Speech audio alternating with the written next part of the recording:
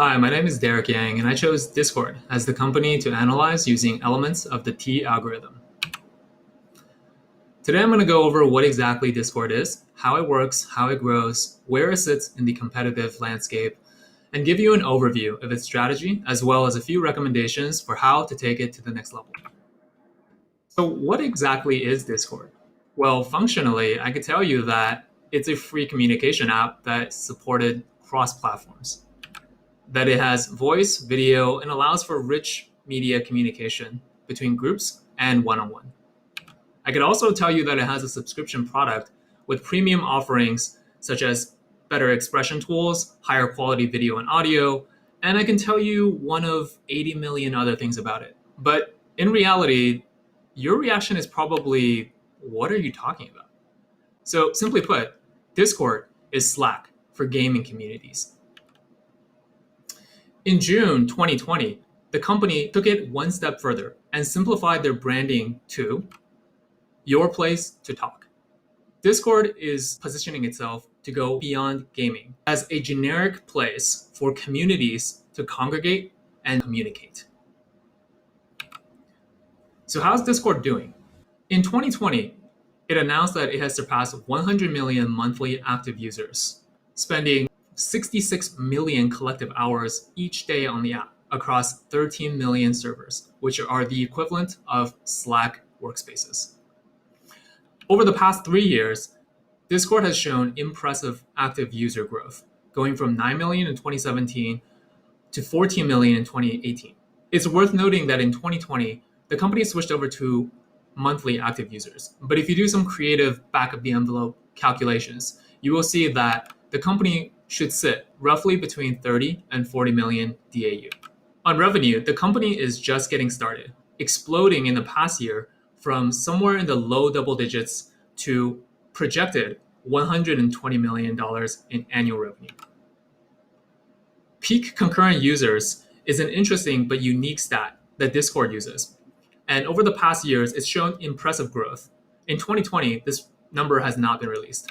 Discord has gotten a lot of positive attention from the venture capital community, most recently raising $100 million at a post-money valuation of $3.5 billion. If we look at the enterprise value to revenue ratio, Discord is at 29, which puts it roughly in the middle of the pack of newly IPO'd companies and companies in a similar space. However, this is a much higher ratio and multiple of revenue compared to established and public companies. So how does it exactly work? How does Discord actually grow? Well, it all starts with a simple community creation process where leaders and hosts of these new servers can find an easy way to spin up a new server to create a space for their communities. Next, existing members can invite new members using a very simple to find and low friction invite flow. On the recipient side, it's also extraordinarily easy to join.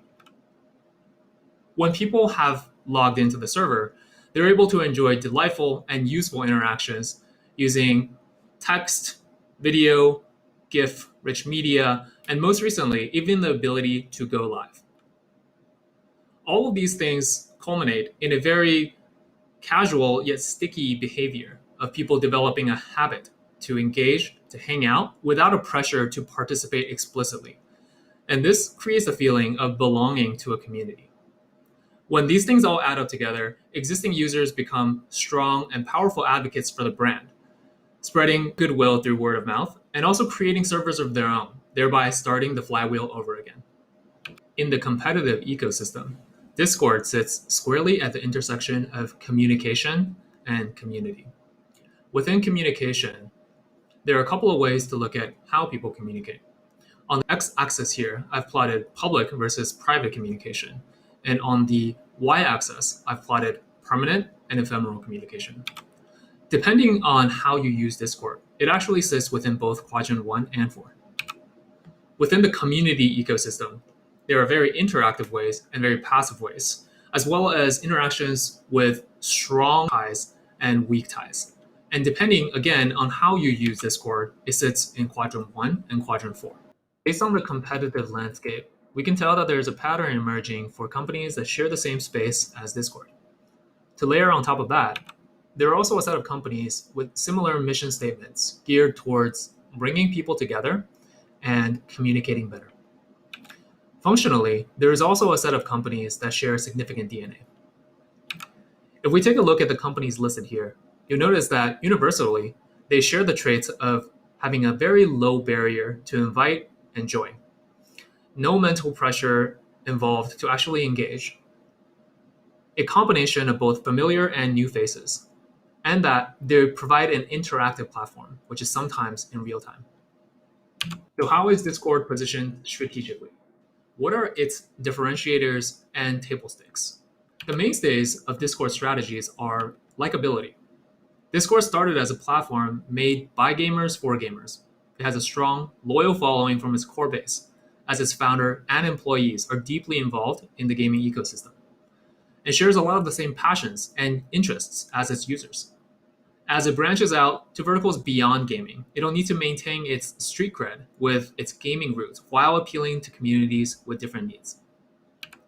Human instincts. To many people, Discord is now home. This is where your people hang out, and that feeling of belonging hits you right in the heart. Its sleek, modern design and much sought-after partner program screams exclusivity, scarcity, and cultural status, appealing to the genitals as a sure sign of social proof. Benjamin Button. As is the case with any consumer product, Discord needs to keep up strong network effects for members to connect, have fun, and justify having Discord as the home of their unique community. Emerging strategies for Discord are generational appeal. Much like TikTok, it has captured the attention of the next wave of consumers. Perhaps they don't have buying power today, perhaps their expectations push the boundaries of comfort, and perhaps their data requires more careful handling. But make no mistake, Gen Z is maturing fast, and how they communicate and spend their time could make the next trillion-dollar company. Growth and margins. As we've covered, Discord is growing at an incredible clip in both users and revenue. The CEO is steadfast against selling ads or user data, which means the key to achieving trillion-dollar valuation will rest on its ability to simultaneously scale users and revenue. Visionary storytelling. Discord has recently taken their narrative to the next level by broadening their stance and taking a position to expand beyond the gaming demographic they've been so successful with. Now, to make sure that their messaging sticks, it's important that they become deeply embedded in other key verticals rather than trying to shoehorn the same old product for vastly different needs. Deserving of more attention and investment today are career accelerant. Discord has experienced tremendous company growth since its founding in 2015. And from 2018 to 2020, it has ballooned from 100 employees to over 500. The rate of growth is not sustainable and will require diligent management if it wants to maintain a strong culture and positive perception from prospective talent. Rundles. By denying itself the options of monetizing through ads and user data, it's somewhat painted itself into a corner. However, if it can navigate the tricky path to a valuable and sticky subscription product, there may be hope yet. Vertical integration. Discord has grown on the backs of its gaming community and through a combination of word of mouth and network effects. As it reaches saturation in the gaming market, it needs to tap horizontally in the short term into expanding product discovery paths, but always keep an eye on the prize of owning more of its own distribution and branding. Now, in terms of key recommendations, we'll focus today on 1, fueling Discord's distribution. 2, investing further in its people and the community. And 3, doubling down on its subscription offering value. How can Discord begin to own more of its own destiny? Today, like many other companies, Discord is hamstrung in terms of full vertical access because it's limited in its distributions and it has a platform risk. In the near to midterm, some immediate actions that Discord can begin to take include closer partnerships and direct integration with game as well as chatbot developers in its ecosystem. In a world after COVID, Discord can also begin sponsoring and hosting local events so that it develops community grassroots approaches and garners favor from new verticals that it's trying to penetrate. It can optimize its own product for server discovery. Just because you have categories doesn't mean that the experience is easy to discover, nor does it mean that there are valuable and significant numbers of those communities. And lastly, incentivize influential partners and superfans to create a positive social drumbeat and gain more mindshare.